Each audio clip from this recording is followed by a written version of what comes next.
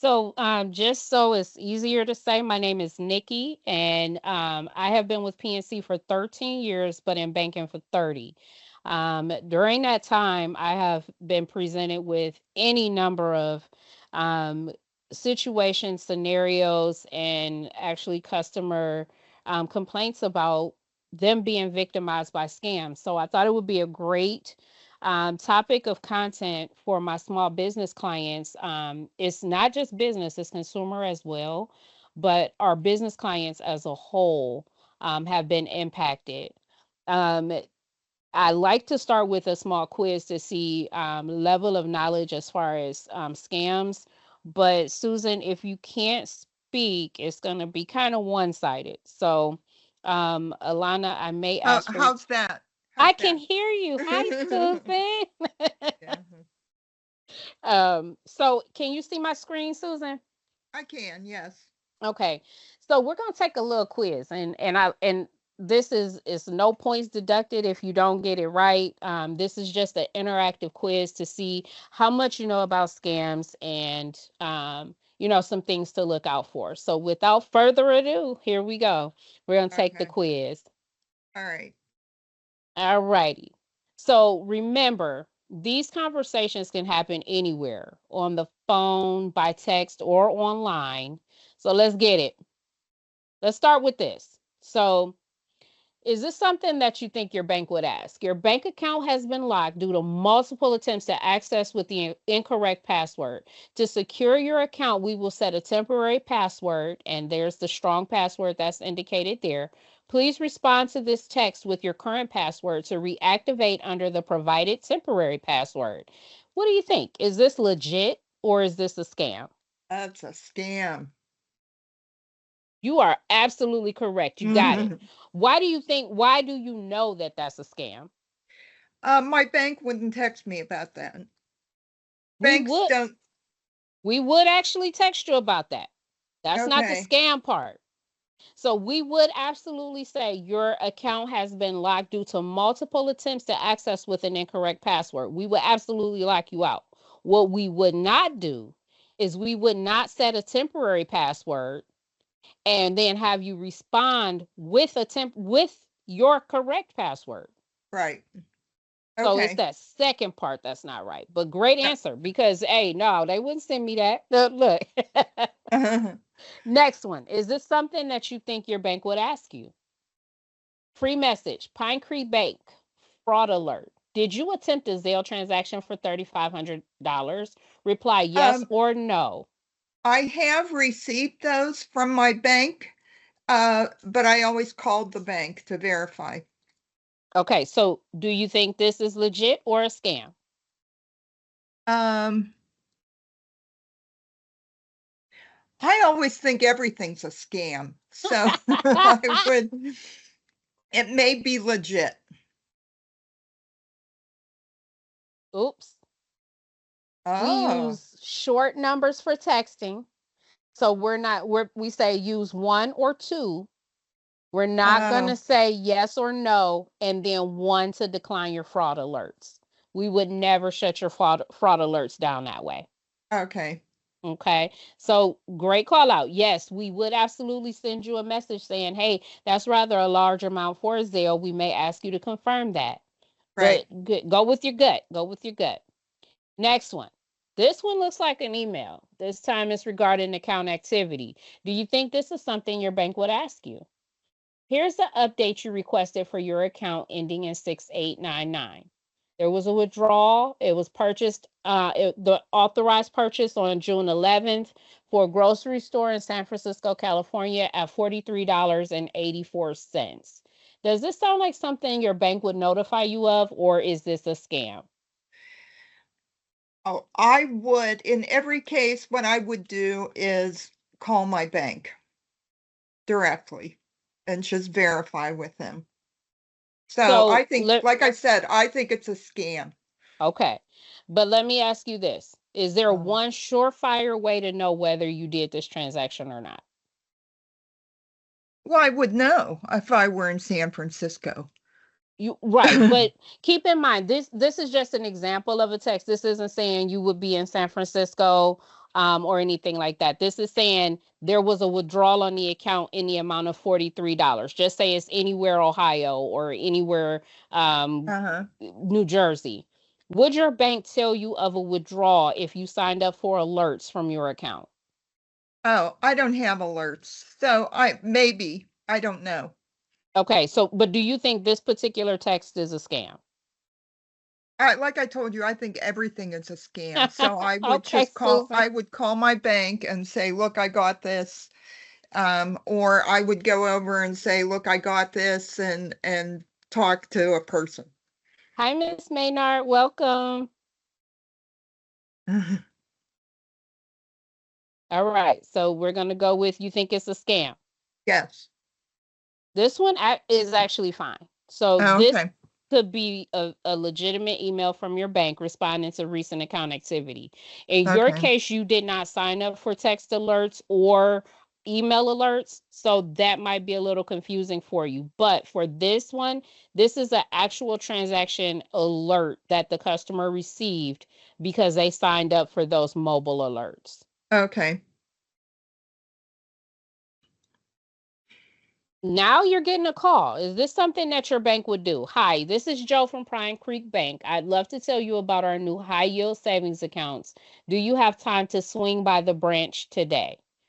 I have received phone calls from my bank, like come talk to us about other things. Mm-hmm.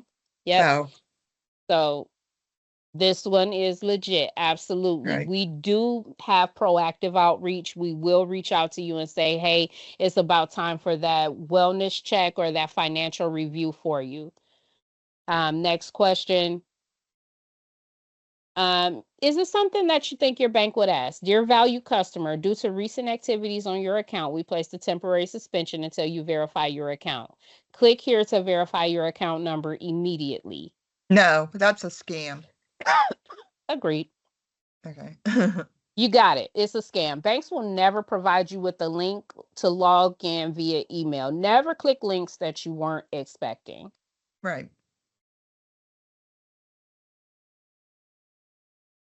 I'm gonna interject really quickly. Miss Maynard, you are able to unmute yourself. Because we do have such a small, intimate group, this can be more of a conversation rather than a traditional webinar. So feel free to interject as you see. Thank you, Alana. You're welcome. Is this something that you think your bank would ask? No. Okay. Pine Creek Bank needs to verify your info. Please log into your account below to verify your identity. Your account will be closed if you, the letter U, don't complete in 24 hours. No, that's a scam. There's a misspelling and I would never click on a link from a text. Amen. Amen. Don't click on the link from a text. And the grammatical errors, the spelling errors, those are all definitely things that you want to look for. Next question.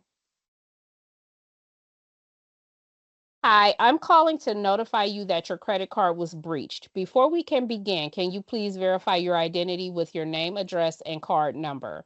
Is that something that your bank would ask, or do you believe that that's a scam? I think that's a scam. Good job. Banks will rarely ask for your account number, PIN, or a address during a phone call. Never share such confidential details unless you've called the number on the back of your card. So what we're doing is an interactive quiz. You guys missed the first few questions, but this quiz just allows us to see where we are with regards to what your bank would ask and what your bank would not ask you to complete, say, or do as you navigate the online world. And this is the final question, believe it or not. Is this something that your bank would ask? Pine Creek Bank, one-time access code 953309. Enter online to verify your identity. Pine Creek Bank will never call or text you for this code. Do not share it. Do you think that that's legitimate, or do you think that that's a scam? I think that's legit. Like if you have like double identification, you log in to your account. I do that with my bank. I log into my account and then they send me an access code. You got it. Banks may provide you with a one-time access code or one-time passcode, they usually call it, to verify your identity when logging into your account online.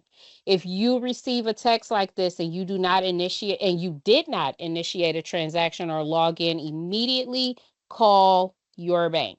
Right. So let's see our results. Let's see how we did.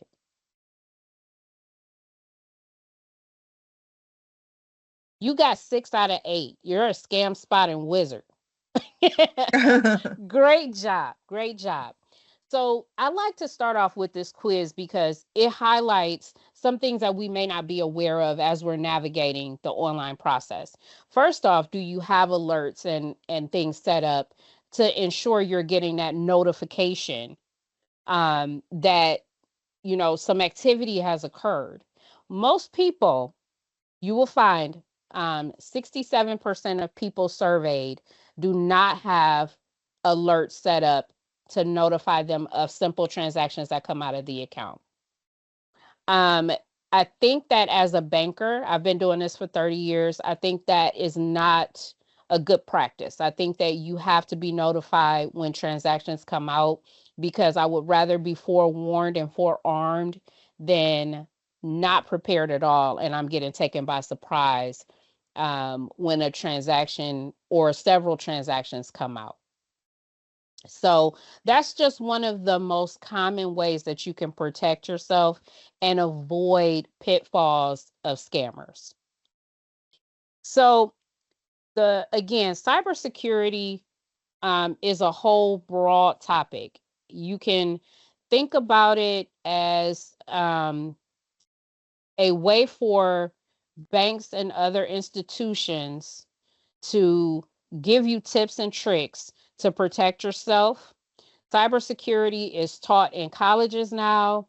It is a billion-dollar industry. So as you think about people that have been scammed, there should be no guilt about what you did.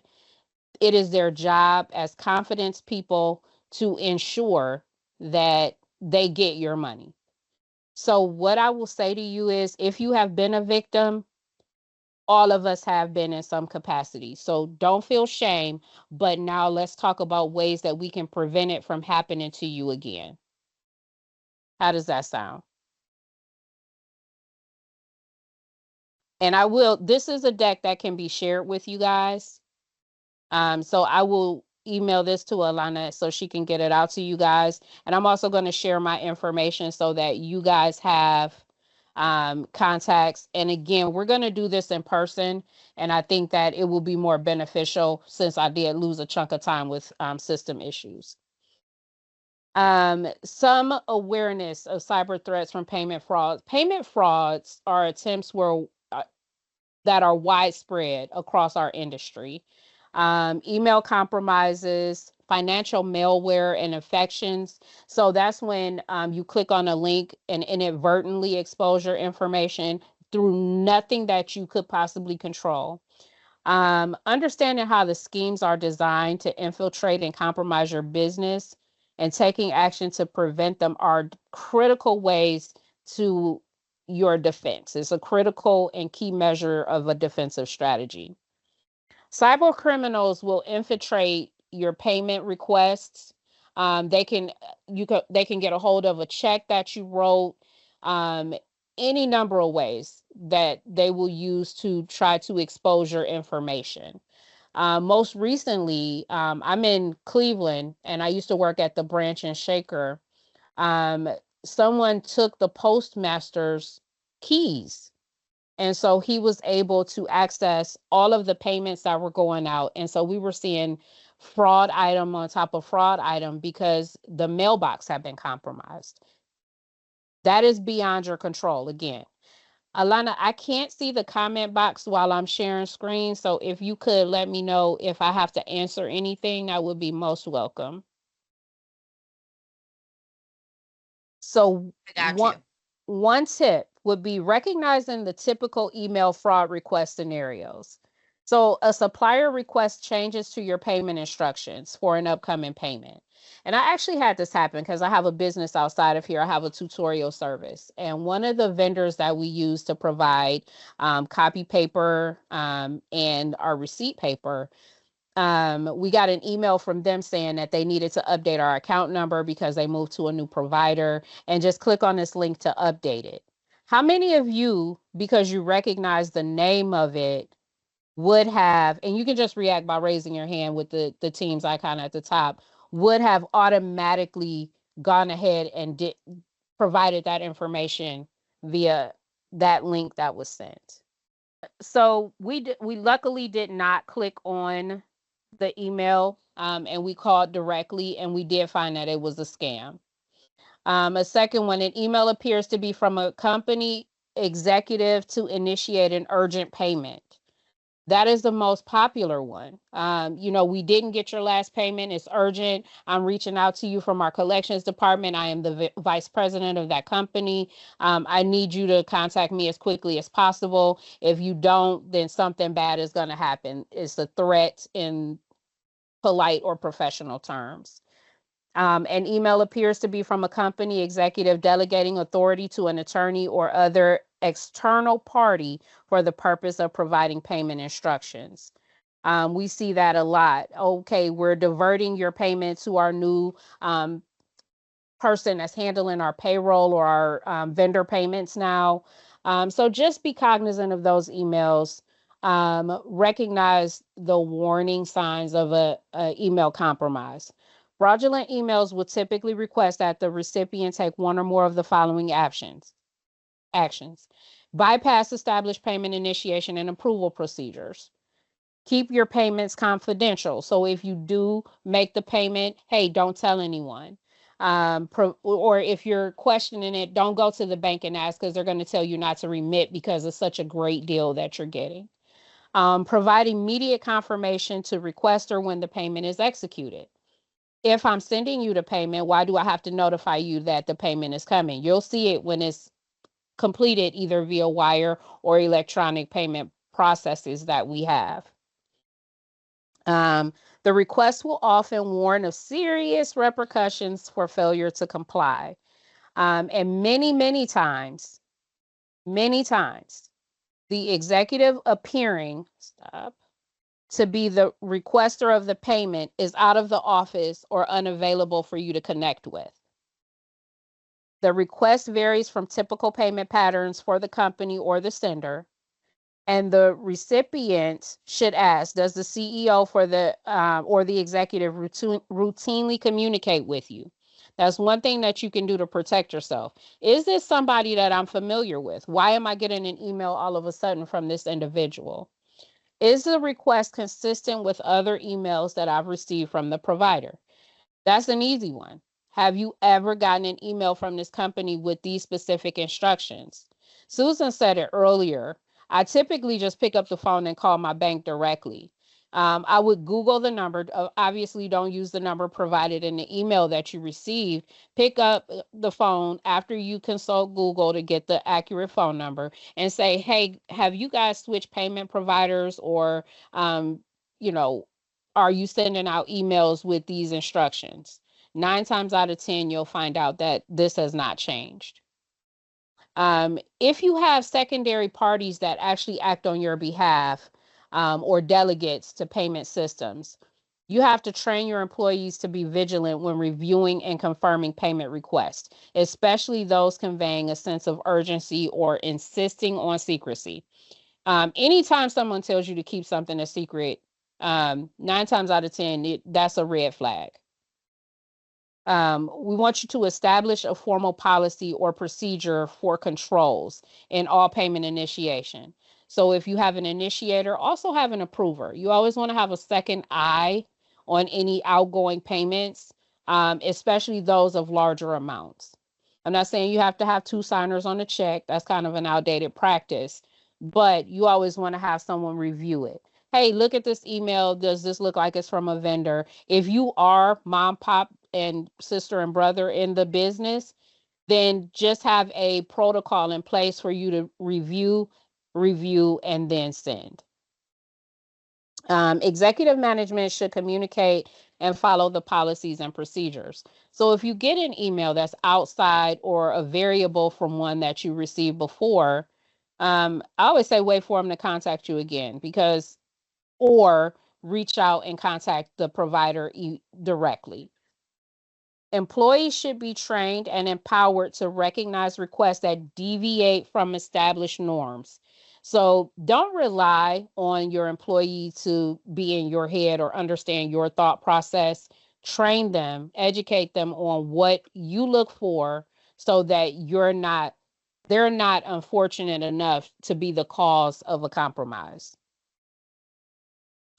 Um, Now we have phishing emails that will have a generic subject line, such as an invoice, a resume for review. Um, what was one that I got the other day?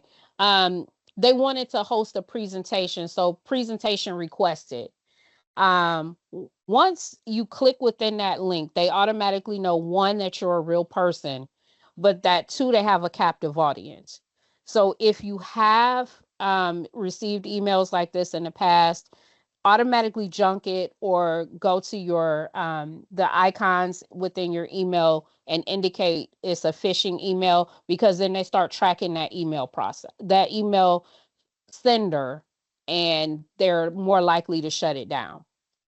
Once the malware has been installed on a computer, it redirects you when you're going into your online banking session, and they're able to then basically use a keystroke calculator to take over your online processes, your user ID, passwords, security codes, or any tokenization that you have in place. Financial malware is often not detected by your antivirus software because they're actually using your physical login credentials. This isn't to scare you, it is to prepare you. So when you're looking at emails, look at the email address that it's coming from. I had one that said it was from Amazon. I also had one that said it was from Netflix, telling me that my account had been my credit card expired and I needed to update the credit card. That's a very real email that you think that you would get. But what I didn't expect was the email to come from mail 6789 at yahoo.com. If it's not Netflix or Amazon in that email address, don't reply to the email. Some other things: avoid being a statistic. So increase the security of computers and passwords. How often are you guys changing your passwords?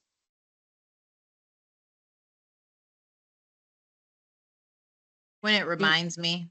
When it reminds you? Okay.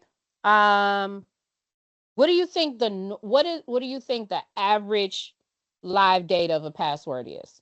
How long should that password be alive for you? 90 days. Perfect.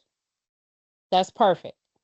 Every 90 days, you should be updating your password, and not just changing it by one letter or one code, changing that entire password. And yep, exactly. Every 3 months.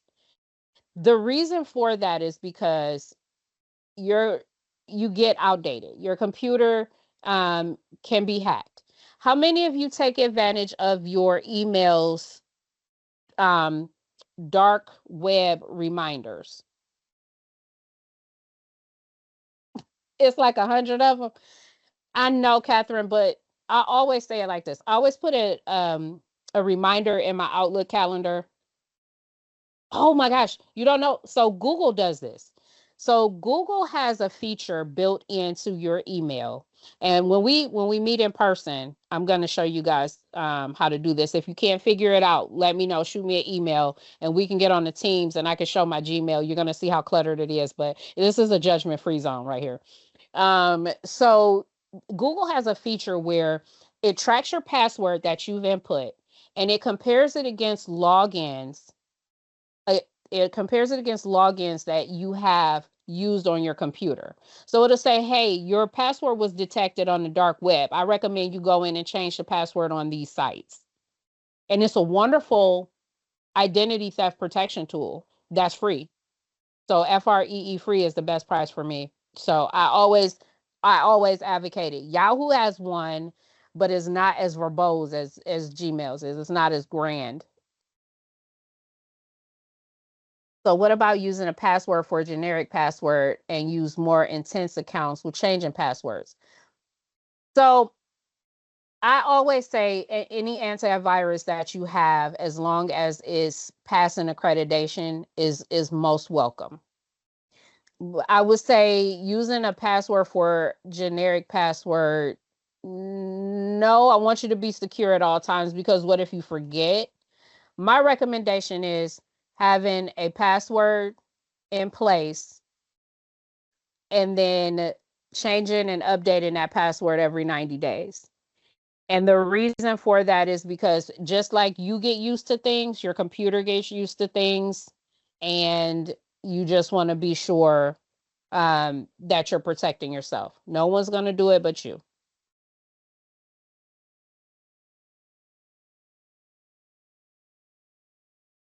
And they actually have a password recommender, and I promise you, if people can get those 25 character passwords, then I mean, more power to them. The strongest passwords are it's where it's confusion. It's not something that's personal and familiar to you. It's something that even you would have a hard time remembering if you didn't save it. So is there a safe data that will update all accounts that I create in settings to update all at once with the same password for 90 days? Not that I'm aware of. Now, my husband is in IT, so I get the benefit of his knowledge. So I will take that one away and ask him, and then I will shoot an email blast out for everyone. Yes, that is one thing that I was going to suggest. There are some accounts that you have out there that you're absolutely not using anymore. You want to go in and delete, delete, delete, delete. If you're not using it anymore, yes, the PIN numbers that you use to log in should be like a one-time access code. If you're going to the ATM, do the same thing with your ATM PIN. The ATM has a built-in feature to allow you to change your PIN number. When you click in your PIN number, the first time you go to more choices and then PIN change, and you're able to update your PIN number. But that should be done every 90 days as well. But your one-time passcode, it should not be the same one-time passcode. That defeats the purpose of two-step verification. Um, so if I can get the second largest type of fraud in the United States is attributed to the takeovers.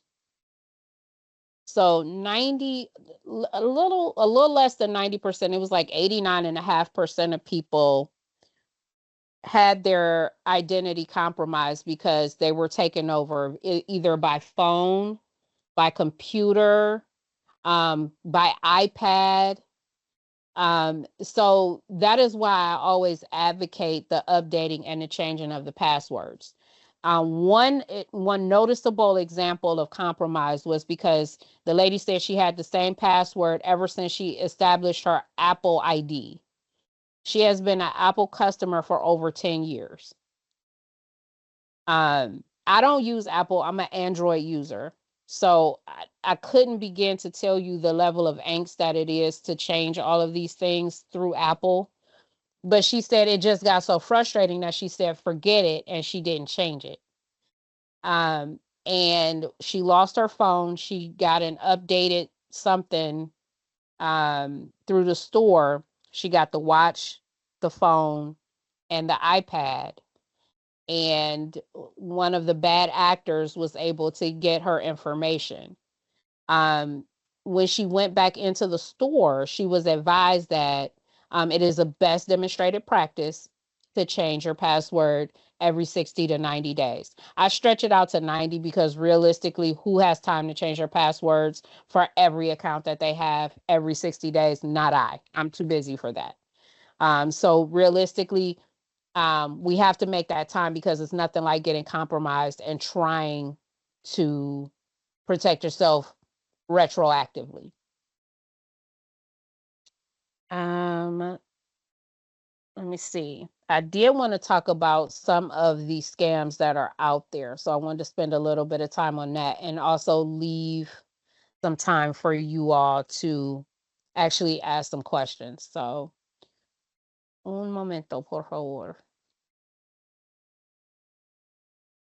While it's loading, did you guys have, besides the very wonderful questions that we had in chat, what were some other questions that you all had?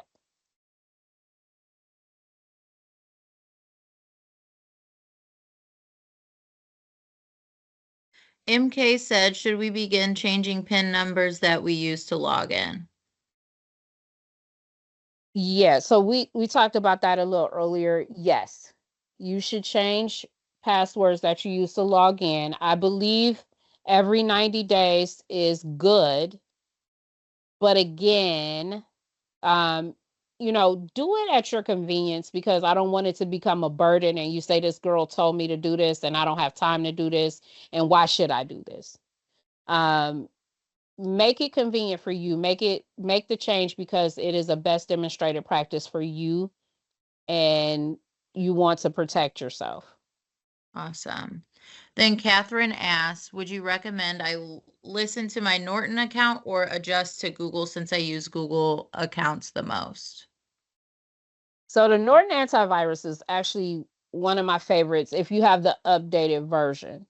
So Norton comes out with updates sporadically to protect um, antiquated systems. Norton is one of the most recognized names in cybersecurity.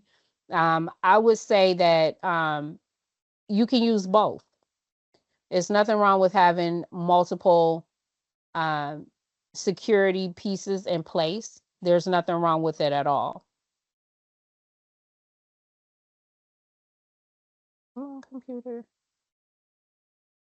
So I made myself a list um, of potential scams. So deepfakes.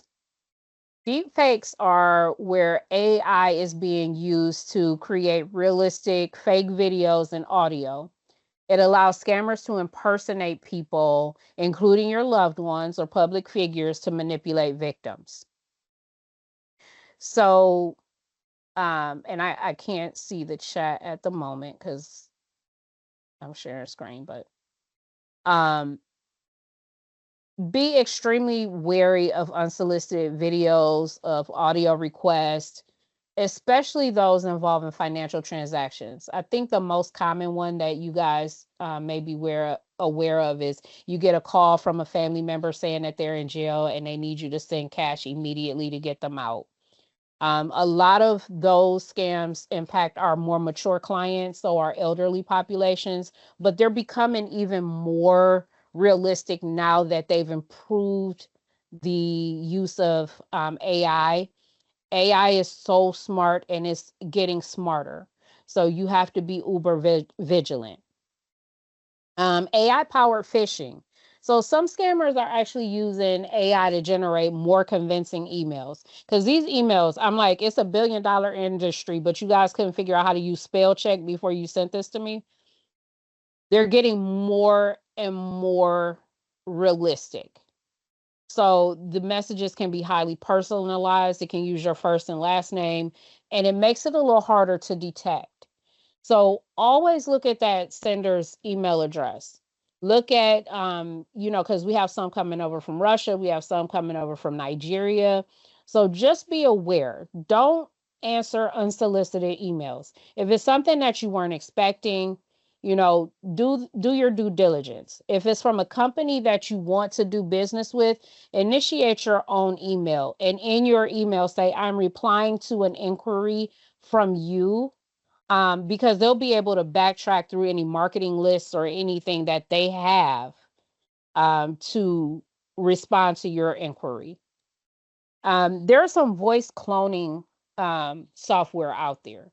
So when you're getting these high risk of spam calls, um, don't answer with yes. Don't answer with okay. Don't answer with sure. Be cognizant of how you verbalize when you answer these calls, because some of them are attempting to get you to say clearly worded affirmations, because then they can go into your IVR at your bank and get your information. Again, all of these things are not to scare you, but to prepare you. Um, Scammers can impersonate government agencies. We had an example of a young lady who was in Texas who got a letter from the Social Security Administration saying that if she didn't go empty out her bank account and take it to the bank, get a cashier's check from the bank and send it to this fake IRS address, because she was being audited and this was the amount that she owed.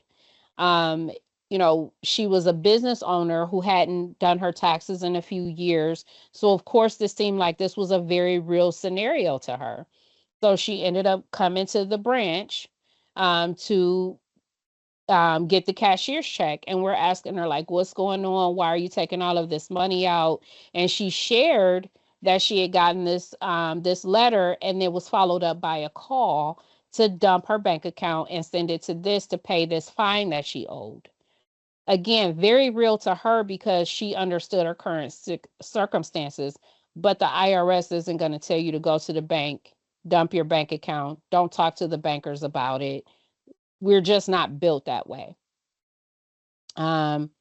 Package delivery scam. You're going to get text messages saying you have a package that you haven't picked up from the post office. Just be careful with that. Block that number, especially if it's multiple numbers in that contact field.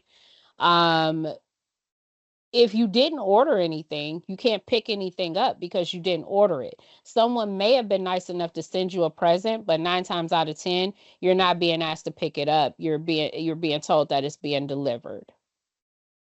General tips for staying safe. Be very skeptical of unsolicited communications. Never provide personal information or financial details unless you're certain of the recipient's legitimacy. Verify information independently. Don't rely on that email or text as your due diligence. Step outside of that and contact the sender or individual directly from a number you researched. Use strong and unique passwords. I used to go through the Bible and pick my passwords that way. So I would use the books of the Bible with, like the different keys at the top of the symbols on the numbers. I ran out of those, so now I have to be creative. Be wary of any requests for payments, Visa gift cards, or cryptocurrency that you may receive. There's another scam out there where they contact you and say, hey, you didn't pay your last month's utility bill. All you have to do is come to this address and drop off your payment via check, and we'll go ahead and take that payment and process it for you. That's, again, very realistic for some people that's impacted by this. But you have to be cognizant of the gas company isn't going to tell you to go bring this payment to a drop box. They're going to say, hey, if you're in danger of shut off, we need to see you in person, or we're going to come to your door and tell you you're in danger of shut off. By staying vigilant and informed, you can absolutely significantly reduce your risk of falling victim to scams. I think that the most important thing to me is staying prepared and staying in the know. If you're staying prepared, you're not going to be a victim because you are familiar with the inheritance scams, the lottery scams. You have to pay taxes up front on a inheritance. No, why don't you just take it out of the money that you were going to pay me, is my response. Oh, I answer in Espanol. My daughter says city morgue when she's answering the phone.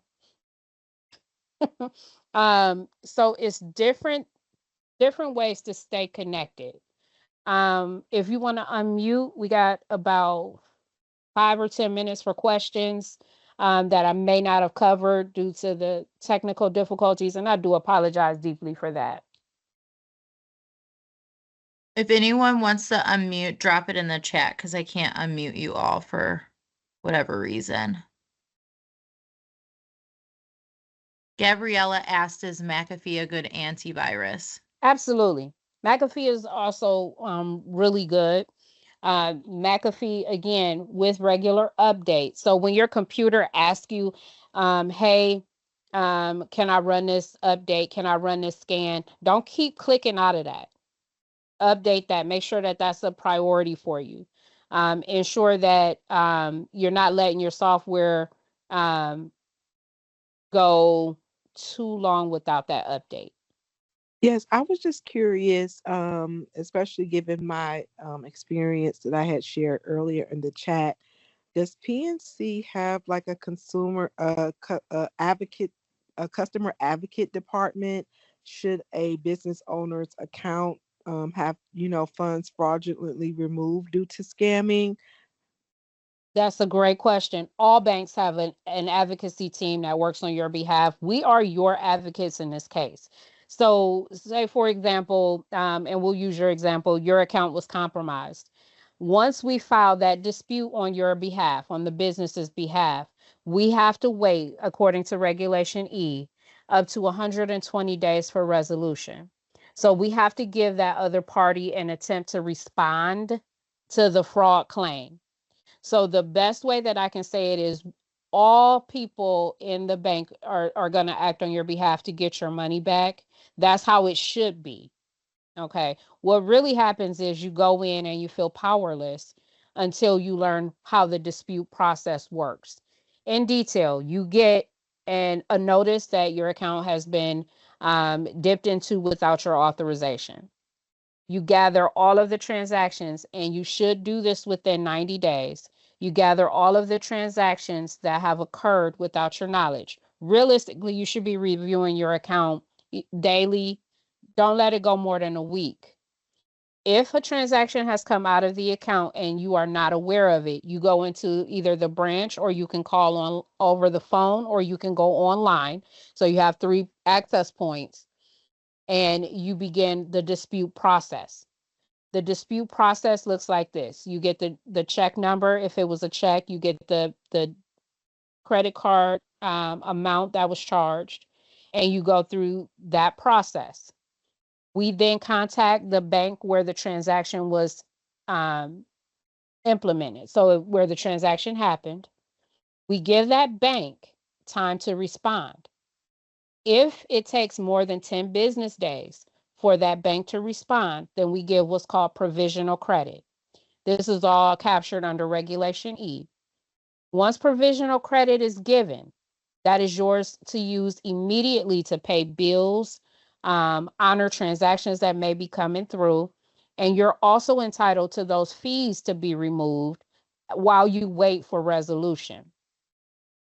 Now, say at the end of all of this investigation, everything is finalized in your favor. They close it out with the letter saying, hey, we have found that there was an error that occurred and you're now made whole. You can go ahead and use the account as you were before.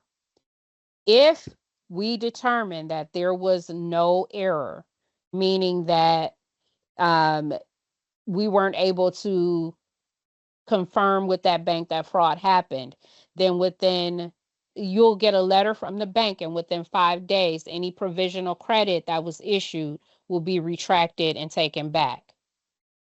If it was in fact fraud and that happens, it becomes a civil matter between you and the perpetrator. And so, I mean, I can do a whole class on disputes as well and how they should proceed. But keeping your banker honest, calling them, saying, hey, did you get an update? Hey, did you hear anything? All of those things need to happen as well. Did that answer your question, Miss Yolanda? Yes, I mean, I was just curious as to what PNC offered, because in my situation, again, it was connected to an Easy Pass. I was connected to an untraceable wire account. And so Mm. what you're saying, like, I just felt like the bank was not an advocate for me because they never shared upfront that they had consumer advocacy department. And then on top of it, after me going to file a police report, asking doing an affidavit, having the police officers to contact the port authority in another state in which the Easy Pass was tied to, and finding Mhm. out that the Easy Pass wasn't even tracked to a real license Mm, plate and mm, that they can be mm. used. It was quite defeat, but I felt like the bank was not, um, they were not advocates for me being a business owner. So I ended up, switching my accounts from this particular banking Mm-hmm. institution. But I think that the process you just described, it may be an opportunity for PNC and other institutions to kind of rethink policy on that, because the way that you just described with AI and scammers getting craftier and craftier, there's most likely someone out there who's scamming experts who are Mm-hmm. figuring out ways to not have that traced to a banking institution, and that leaves the business owner slash consumer at a disadvantage when trying to navigate or request support for fraudulent For activities situations like that. on accounts. Yeah. Absolutely. We agree. We're consumers at the end of the day as well, but keep in mind your financial institution is the middleman. So we don't, once that transaction goes out of the account, we try to recoup the money back. But in the event that there is a unrecoverable loss, we call it, the bank can't make you whole because it wasn't our money that was given. It was yours. So we have to remove ourselves from the equation, and we have to let you take it up with the party that was there. Now we can reach out on your behalf, and I hate to put it that way because I had an experience similar to yours, but you did all of the right things, but the FTC needs to be involved. If you weren't made whole, you need to get with the Federal Trade Commission. You need to get with the postmaster. I mean, that's fraud of a high scale. The amount that you listed, there's no way that that should have ended there. That's wire fraud. That's a federal thing. So it was, again, the steps need to be talked about and talked out. So it's just not, well, we couldn't help you. Now you're done. You got to figure it out on your own. Thank you, everyone. Again, I will find a way to do this in person. I had some fun facts to share, and we can do the quiz and get the content out to you as well. I thank you for your time. Thank you for showing up. I appreciate you. You guys were wonderful.